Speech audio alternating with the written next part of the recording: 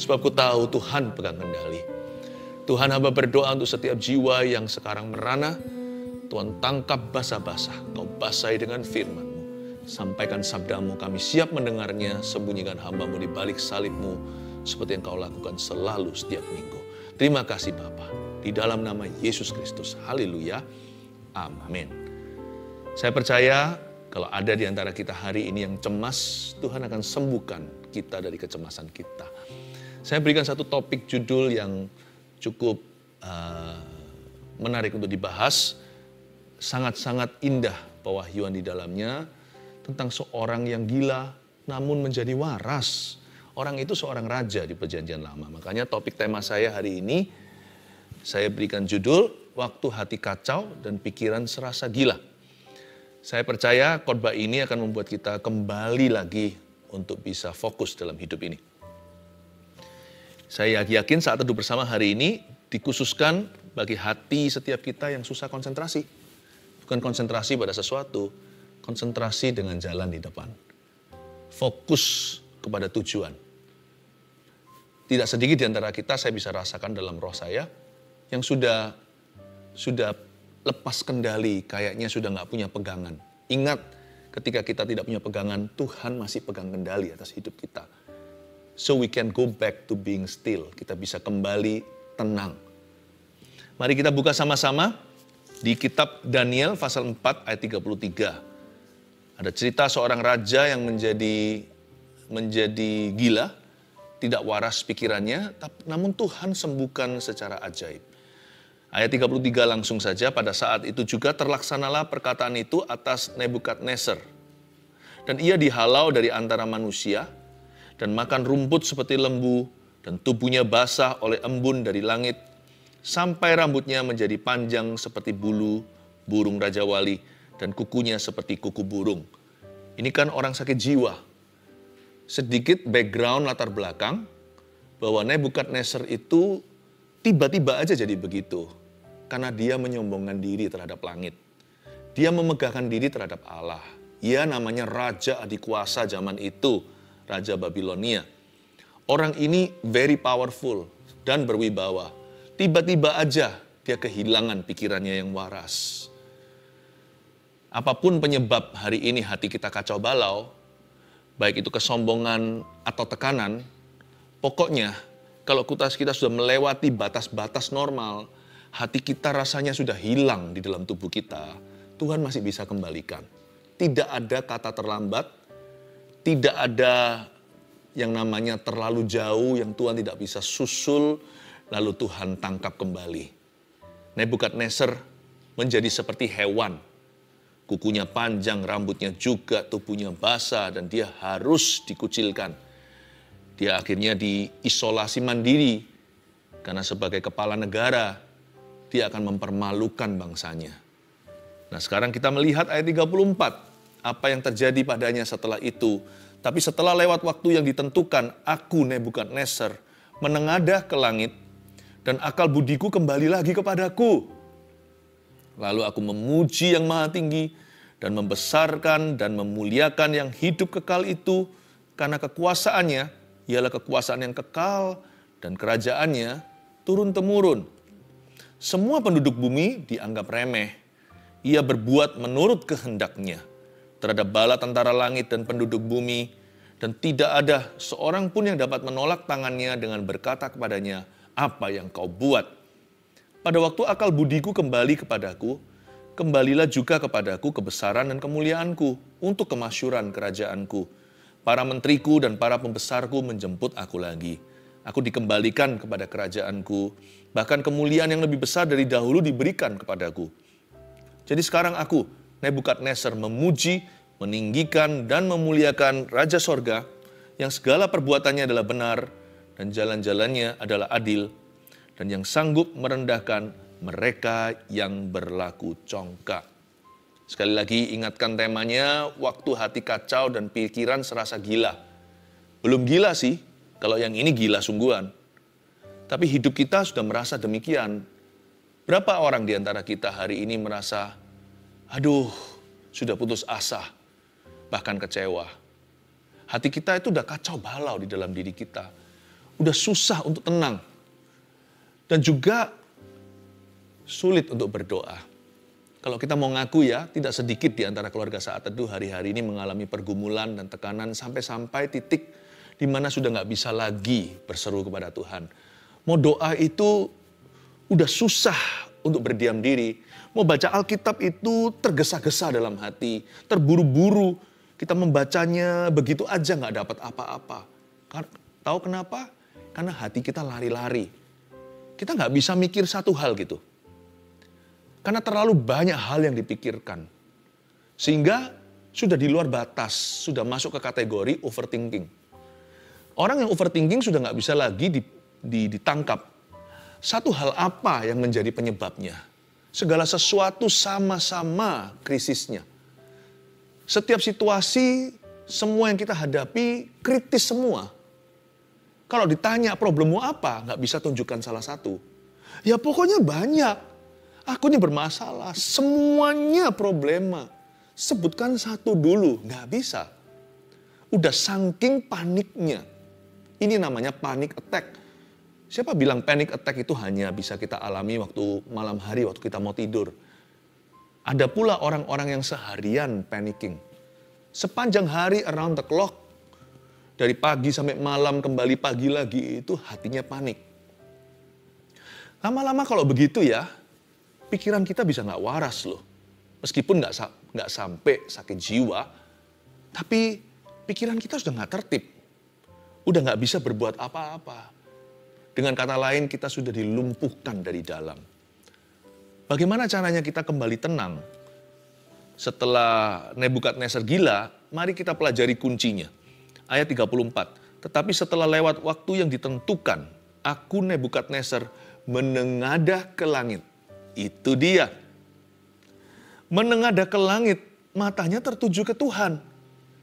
Kalau kita nggak bisa pinpoint, tunjukkan satu hal apa yang menjadi duduk permasalahan, karena semua masalah kita itu sama seriusnya, kita bisa mulai dengan Tuhan. Mau solve problema, mau selesaikan masalah, jangan matanya tertuju ke masalah. Matanya tertuju pada Tuhan Yesus dulu. Menengadahlah dia ke langit dan akal budiku kembali lagi kepadaku. Bukan hanya dia menengadah, tapi akal budinya kembali. Dia mulai dengan satu hal dulu yang dia pikirkan. Saya nggak tahu pasti kira-kira apa yang dipikirkan Nebukadnezar detik ketika dia waras ya. Mungkinkah dia melihat, loh kukuku kok panjang? Loh kok aku kok telanjang? Kenapa rambutku gondrong begini? Kenapa aku bau? Saya nggak tahu dia mikir apa. Kalau dia mikir begitu, mungkinan dia down lagi. Saya yakin waktu dia menengadah ke langit, dia melihat sesuatu, cuma nggak ditulis di sini. Mungkinkah dia lihat ciptaan Allah yang begitu indah dan dia ingat penciptanya? Mungkin yang pertama dia ingat langsung adalah, oh Tuhan, aku berdosa, maafkan aku, tolong terima aku kembali dan ampuni. Atau mungkin dia berkata, aku masih muda, gak harus aku berakhir begini. Tuhan tolonglah aku bangkit kembali. Mungkin yang pertama dia pikirkan adalah kerajaannya. Hal kesatu yang muncul dalam benaknya, waduh kerajaanku bagaimana? Keluargaku seperti apa sekarang? Aku udah tinggal berapa lama? Nebukadnezar begini bukan mingguan loh. Cukup lama. Apa yang pertama kali Anda pikirkan itu menentukan apakah Anda keluar dari masalah itu atau terjerumus lebih dalam. Tulis dulu poin nomor 1 sebelum nanti saya lanjutkan. Waktu hati kacau dan pikiran serasa gila ya, ini saran saya. Arahkan hati pada satu hal dan serahkan sisanya. Arahkan hati pada satu hal dulu. Apa itu terserah, misalkan Anda punya 1001 problema. Anda mulai dengan satu problem dulu bawa ke Tuhan. Peduli amat apakah problema tersebut yang terkecil atau terbesar. Pokoknya pilih salah satu, jangan pujasera. Janganlah buffet. Jangan grosir tapi retail. Jangan makan sepuasnya. Pesan à la carte atau langsung dari menu mau nasi goreng atau mie goreng. Atau mau kuah. Pilih satu dulu, gandeng Yesus. Kalau satu itu solve, berubah trennya setelah itu mulai solusi. Dihitung-hitung kembali nanti ketika menoleh ke belakang, ternyata nggak 1001 kok, kita ini jago membesar-besarkan.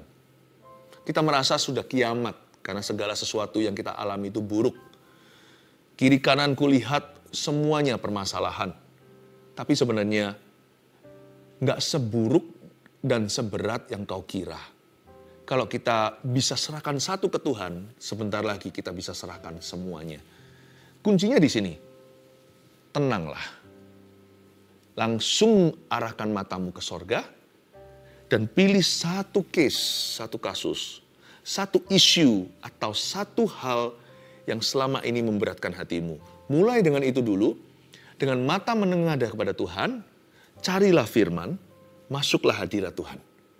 Nanti lihat ya, rubuh tuh yang namanya tembok Yeriko dari kiri ke kanan.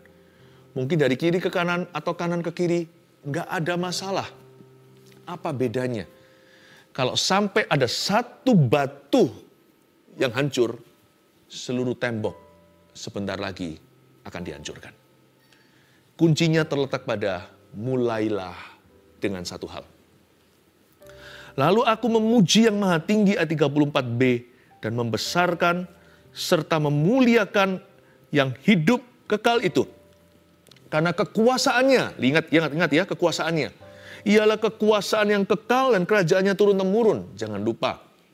Yang menyerukan ini adalah orang yang berkuasa juga. Dia adalah raja adikuasa. Nebukadnezar ini di bagian dunia sebelah sana, zaman itu dalam peradaban Timur Tengah, Nebukadnezar itu superpower.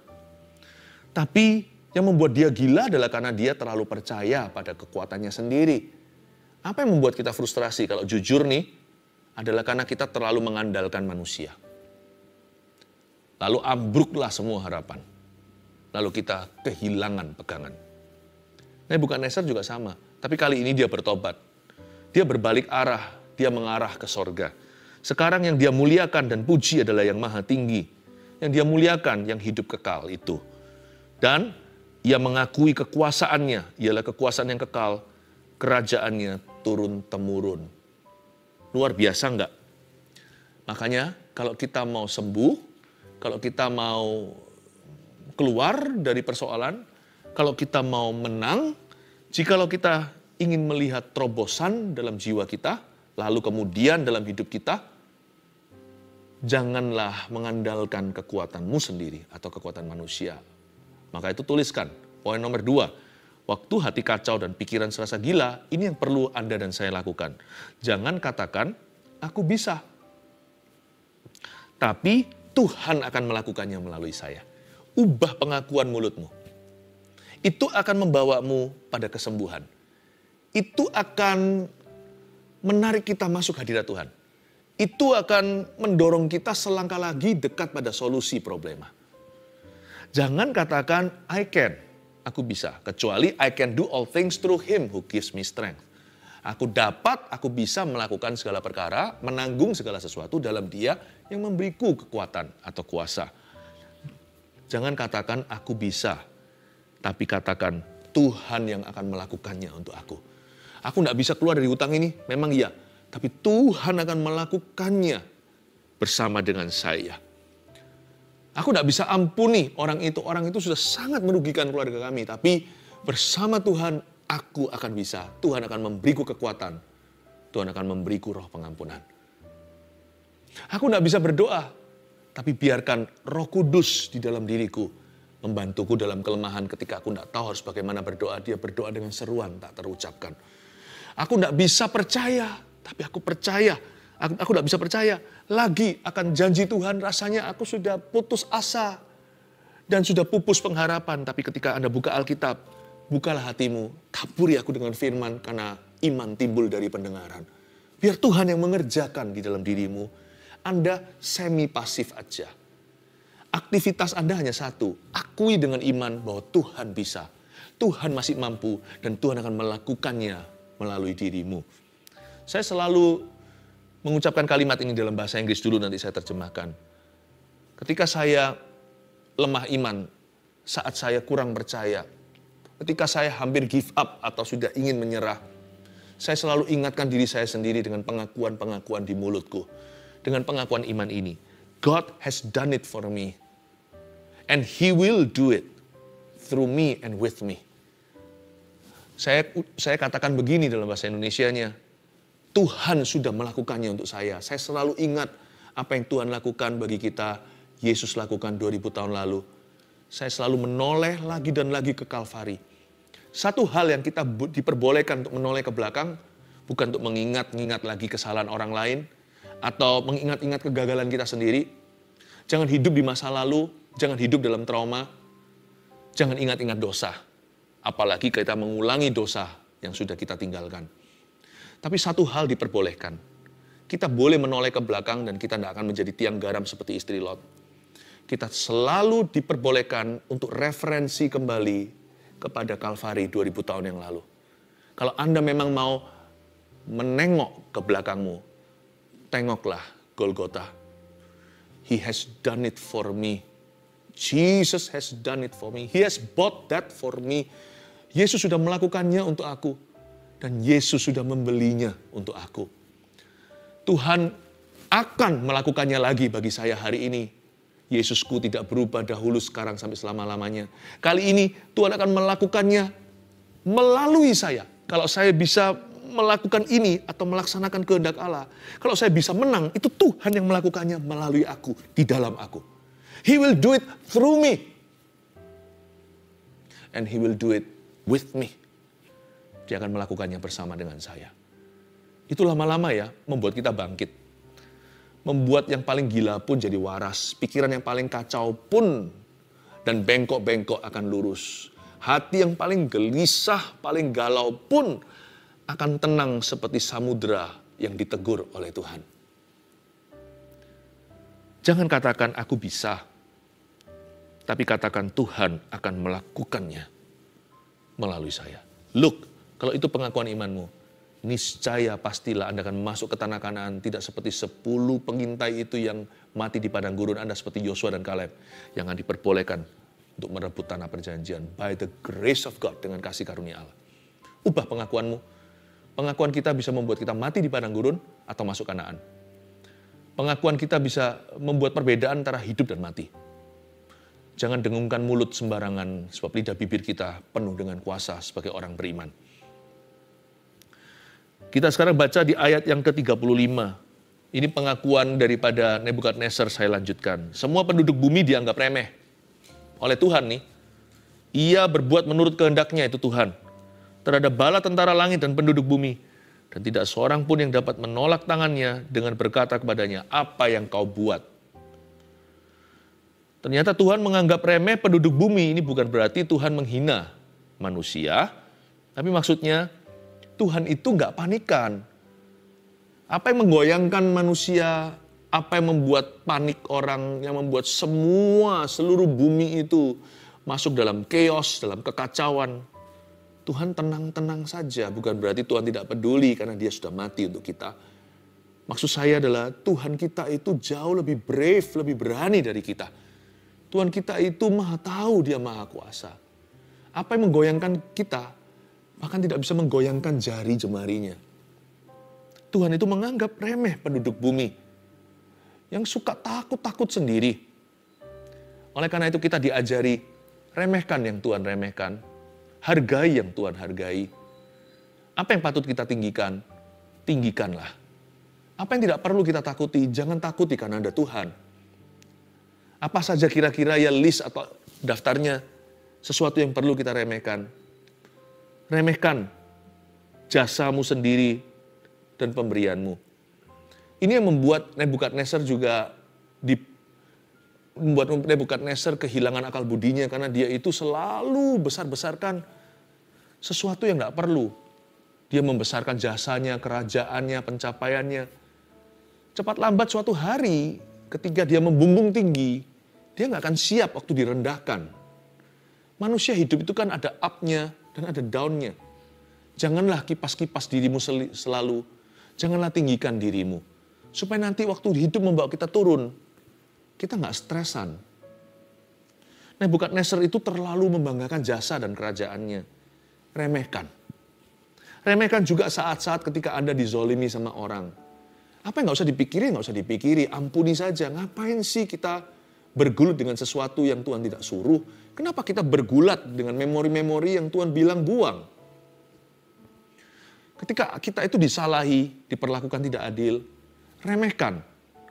Asal hati kita benar dan kita serahkan ke Tuhan, kita responi segala sesuatu dengan firman, sudahlah, please do not mind, udahlah jangan keberatan. Kalau kita keberatan dengan perlakuan orang lain kepada kita, orang lainnya juga acuh tak acuh, tak peduli, tapi kita yang keberatan yang akhirnya penyakitan. Remehkan. Berapa orang stres itu stres yang nggak perlu. Ada stres yang bagus, stres kerja, itu baik sih. Itu membuat kita jadi mengutamakan persiapan, sehingga kita sungguh-sungguh dalam performa. Stres ujian, ulangan membuat seorang mahasiswa belajar. Stres kompetisi, rivalry atau persaingan yang sehat, membuat seorang atlet latihan agar dia menjadi juara. Tapi terus terang, tidak semua stres itu bagus. Ada stres yang nggak perlu.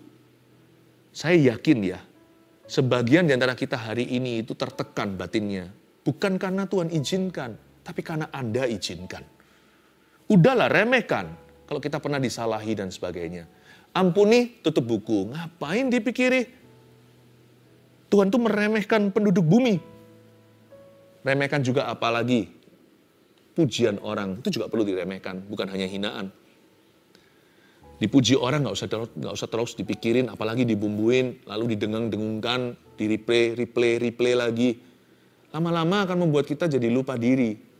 Orang yang terlalu banyak kena pujian dan dia nikmati, orang itu tidak punya vaksinasi. Sedikit virus persoalan tiba, orang itu akan terkapar sudah. Udahlah, pujian jangan terlalu dipikirkan, hinaan juga jangan terlalu dipikirkan. Renungkan firman Tuhan siang dan malam, membuat hati kita waras, pikiran juga waras. Haleluya. Ayat 36. Pada waktu akal budiku kembali kepadaku, kembalilah juga kepadaku kebesaran dan kemuliaanku untuk memasyurkan kerajaanku. Para menteriku dan para pembesarku menjemput aku lagi, aku dikembalikan pada kerajaanku. Bahkan kemuliaan yang lebih besar dari dahulu diberikan kepadaku. Luar biasa enggak? Saya nubuatkan kalau Anda setelah saat teduh bersama hari ini bisa konsentrasi lagi. Ini yang saya sampaikan kan semuanya saran-saran praktis dari firman. Ini adalah solusi agar jiwa Anda tenang lagi. Dan supaya Anda bisa fokus kembali kepada panggilanmu. Fokus pada jalan di depan itu, supaya kita bisa konsentrasi penuh. Saya yakin, setelah ini akan ada terobosan baru bagi dirimu, katakan amin. Setelah ini akan ada kemuliaan yang lebih besar yang akan menjemputmu, seperti para menteri dan para pembesar Nebukadnezar menjemput dia. Ketika akal budinya kembali, nggak harus kita itu gila dulu baru akal budi kembali. Sebagian di antara kita itu sudah serasa gila. Belum gila, tapi sudah kehilangan akal budi sehatnya. Apa-apa kerja itu gerusah-gerusuh, tidak pernah tenang mengerjakannya. Apapun yang tidak tenang kerjanya, Anda tidak bisa merajut dengan indah. Apapun yang tangannya gemetaran, tidak akan bisa jadi itu sulam-sulaman. Hidup itu, indahnya, glori kemuliaan Allah itu pada detil-detil kehidupan kita. Nah kalau kita gemetaran tangannya, atau kita nggak tenang, terkesan terburu-buru dan tergesa-gesa, mana bisa hasil rajutan kita indah. Makanya itu kita jadi orang yang nggak pernah bagus apapun yang dilakukannya. Dikerjakannya nggak pernah lulus. Segala sesuatu yang diselesaikannya nggak pernah rampung. Makanya itu kalau Anda bisa tenang lagi sesuai dengan firman hari ini, saya tahu hadirat Tuhan akan membuatmu tenang. Saya yakin akan ada kemuliaan lebih besar yang Tuhan berikan dalam kehidupan Anda, apalagi tahun depan. Akal budimu kembali juga kebesaran dan kemuliaanmu, serta kemasyuranmu. Amin. Jadi sekarang, aku Nebukadnezar, perhatikan ayat yang terakhir. Sekarang itu resolusi. Aku Nebukadnezar memuji, meninggikan, dan memuliakan Raja Sorga, yang segala perbuatannya adalah benar dan jalan-jalannya adalah adil. Dan yang sanggup merendahkan mereka yang berlaku congkak. Ayat 37, jadi sekarang resolusinya adalah memuji, meninggikan, memuliakan Raja Sorga. Ini kan pujian penyembahan. Lalu dalam pujian penyembahan itu dia terus menyanyikan atau mengaku-ngakui atau menyebut-nyebutkan segala perbuatan Allah yang benar. Itu kan lirik pujian. Menyebutkan perbuatan Tuhan yang benar. Dan mendeklarasikan jalan-jalannya yang adil. Besar dan ajaiblah karyamu, adil dan benarlah jalanmu. Itu salah satu lirik lagu yang saya barusan quote. Nebukadnezar memuji dan menyembah Allah Israel. Dia praise and worship Jesus. Memuji dan menyembah Tuhan Yesus di perjanjian lama. Luar biasa. Waktu hati kita kacau dan pikiran kita serasa gila, jangan lupa ya, perbanyak memuji dan menyembah Tuhan. Sebab itu yang menyembuhkan dan menenangkan. Isn't this beautiful? Saya waktu membaca ini, saya melihat gak perlu loh kita itu obat penenang kalau kita tahu firman. Gak perlu loh kita obat tidur. Gak perlu loh kita itu sampai depresi. Sungguhan. Tidak perlu sebab kita punya pilihan. We have a choice. And choose to praise and worship Jesus.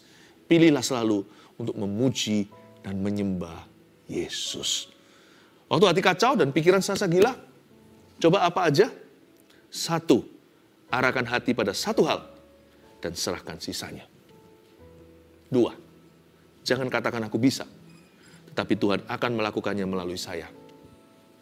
3, perbanyak memuji dan menyembah Tuhan. Di hari ini suka mimpi buruk dan mimpi orang-orang mati, kata Tuhan. Tuhan mengambil akar gelisahmu. Setiap perasaan guilty sebab hati Anda tertuduh, kata Roh Kudus.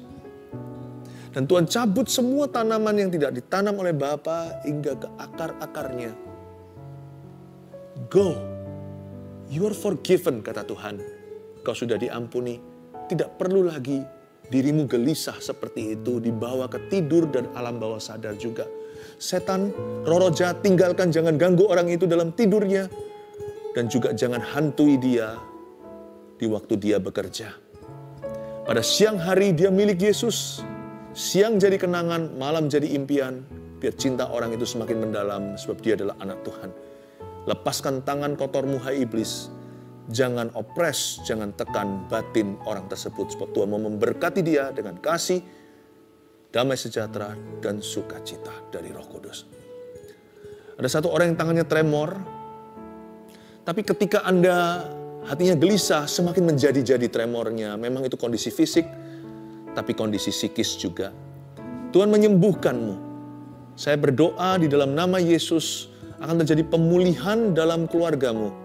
Anda dahulu, waktu belum menikah, tinggal di dalam keluarga yang penuh dengan bentrokan, yang berantem melulu, sering dengar suara keras.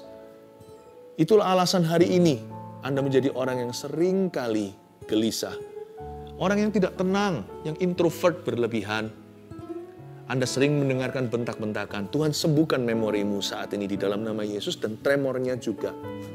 Tuhan sembuhkan tangan bergetar itu sehingga tenang. Sempat Anda pikir bahwa Anda Parkinson. Tapi saya batalkan dalam nama Yesus semua kondisi sakit penyakit dan tenanglah jiwamu mulai hari ini. Mari ulurkan tangan kita ke depan, kita berdoa untuk setiap orang-orang yang telah berseru kepada Tuhan lewat live chat dan komentar. Tuhan Yesus, hamba-Mu ucapkan damai sejahtera turun atas setiap jemaat keluarga saat teduh. Tuhan, pegang pikiran orang-orang yang lari kemana-mana, hati setiap kami yang gelisah. I speak healing in Jesus' name. Dalam nama Yesus, tentunya akan ada jawaban doa. Serahkan semua kekhawatiranmu kepada Tuhan. Jangan cemas tentang apapun juga. Jangan khawatir tentang sesuatu. Berdoalah. Serahkanlah kekhawatiranmu. Dan panjatkan doamu dengan ucapan syukur. Sebab Tuhan akan membiarkan damai sejahtera itu untuk menjaga hati dan pikiran dalam Kristus. Terima kasih Roh Kudus, Engkau ada di sini, Engkau menjamah setiap kami, dan semua orang Kau bebaskan. Dalam nama Yesus, amin. Mari kita mengangkat tangan kita, saya dapat merasakan pembebasan telah terjadi, sesuatu telah terjadi. Tuhan Yesus, berikan berkat-Mu atas umat-Mu berupa damai di dalam akal budi, damai sejahtera, kasih karunia dari Allah Bapa, Putra, Roh Kudus menyertai setiap kita dari sekarang sampai seterusnya. Haleluya, amin. Praise the Lord.